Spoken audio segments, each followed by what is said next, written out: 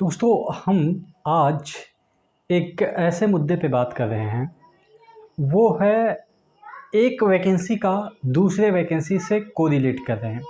चूँकि दोनों वैकेंसी एक ही संस्था निकालती है, एक ही इंस्टीट्यूट निकालती है, वो है बीटीएससी। आपके जूनियर इंजीनियर की बहाली 1 महीने के अंदर हो जाएगी, ऐसा हमारे मुख्यमंत्री जी का कहना है। कब कहना है?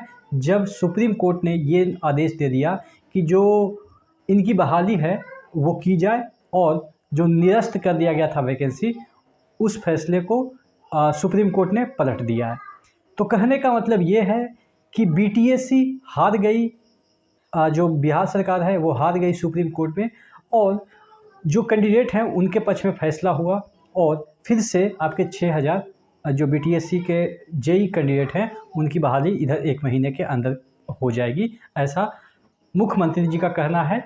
चूँकि ये आपके सुप्रीम कोर्ट का आदेश के अनुसार भी ये बोल रहे हैं। अब बात कर लेते हैं दूसरी वैकेंसी का, जो रिलेट करता है उसी तरीके का हूबहू सिचुएशन है बिहार एएनएम की 10,709 वैकेंसी के लिए। ये भी उसी तरह का चीज़ है, हालांकि इसमें वैकेंसी रद्द नहीं की गई है।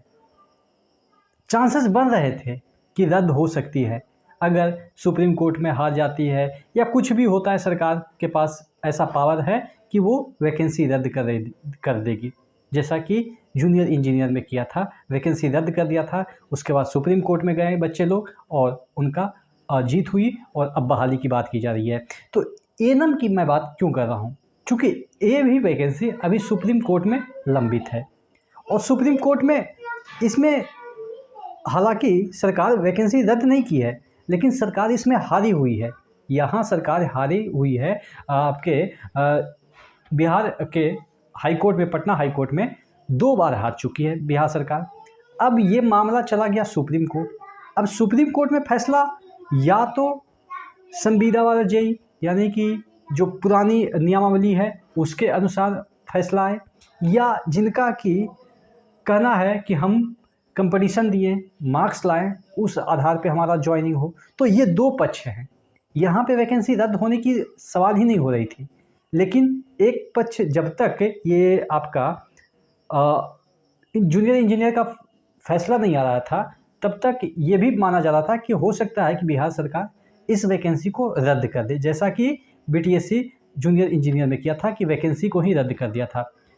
तो अब ये 100% श्योर हो गया कि अब ये बिहार एएनएम की जो वैकेंसी है 10,709 वैकेंसी अब रद्द तो नहीं होगी, क्योंकि सरकार इससे सबक सीख चुकी है जूनियर इंजीनियर से कि रद्द करेंगे तो सुप्रीम कोर्ट में फिर से बच्चे चले जाएंगे और फिर से कुछ ना कुछ गड़बड़ होगा और फिर से ज्वाइनिंग करानी पड़ेगी। तो अब इसमें मैं समझाना क्या चाह रहा हूँ, इस वीडियो में समझाना ये चाह रहा हूँ कि जो तीसरा ऑप्शन था रद्द करने का ऑप्शन, ये बिहार बीटीएससी एएनएम की हम बात कर रहे हैं, रद्द करने का ऑप्शन ख़त्म लगभग हो गया है। यानी कि अब सिर्फ और सिर्फ 3 में से 2 ही ऑप्शन बचे हैं। या तो संविदा वाला का ज्वाइनिंग होगा, यानी कि जो पुराने नियमावली के तहत जो नोटिफिकेशन निकला था उसके तहत ज्वाइनिंग होगा, या आपके जो कंपटीशन पास आउट हुए हैं उनको ज्वाइनिंग मिलेगा। यही 2 फैसला आ सकता है। तीसरा का जो पॉसिबिलिटी बन रही थी रद्द करने का, वो अब होता हुआ नहीं दिख रहा है, जैसा कि आपके बीटीएससी जूनियर इंजीनियर में हुआ। रद्द करने के बाद फिर से कोर्ट ने फैसला दिया कि नहीं, रद्द नहीं किया जा सकता, इनकी बहाली करनी है। तो अच्छी खबर है कम से कम उन 32,000 लोगों के लिए जो कि इसमें फंसे हुए हैं। उसमें से कुछ कॉमन भी होंगे, 4-5 हज़ार 2,000 जो कि एग्ज़ाम भी क्वालिफाई किए हैं और जो है वो उनके पास पुरानी नियमावली के तहत सिलेक्शन की उम्मीदें भी है। ठीक है, जो आप उनको नंबर्स मिले होंगे एक्सपीरियंस के आधार पे, सर्टिफिकेट के आधार पे, तो उनके हाथ में तो दोनों तरह से लड्डू है। यानी कि अब वो मान सकते हैं सिक्योर है, जीत हो या हार हो वैकेंसी तो रद्द नहीं होगी। तो यानी कि किसी न किसी परिस्थिति में उनको तो जॉब मिलेगी ही, जो कि एग्ज़ाम भी क्वालिफाई कर लिए, पास कर लिए, और जिनके पास पुरानी सर्टिफिकेट भी है, एक्सपीरियंस सर्टिफिकेट भी है, संविदा जिसे हम कह सकते हैं।